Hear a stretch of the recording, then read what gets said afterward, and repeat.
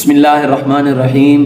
15 शाबान की रात कितनी कीमती रात है कि हुजूर नबी करीम सल्लल्लाहु अलैहि वसल्लम ने इरशाद फरमाया, इस रात में अल्लाह रब्बुल इज़्ज़त बनो कल्ब की बकरियों के बालों के बराबर अल्लाह रब्बुल इज़्ज़त लोगों के गुनाहों को माफ़ फरमा के अल्लाह ताला उनको जन्नत नसीब फरमाते हैं।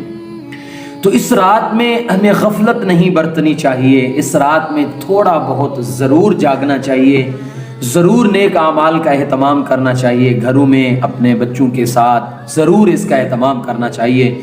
और इस रात में हमें क्या करना चाहिए? इस रात में इंसान इशा की नमाज जमात के साथ पढ़े, फजर की नमाज जमात के साथ पढ़े, तहज्जुद का एहतमाम करे, सलात व तस्बीह का एहतमाम करे, दुरूद पाक की कसरत करे, अस्तगफिरुल्लाह की कसरत करे और इसी तरह कुरान की तिलावत ज़रूर करे इस रात के अंदर, थोड़ी बहुत जितनी हो सके।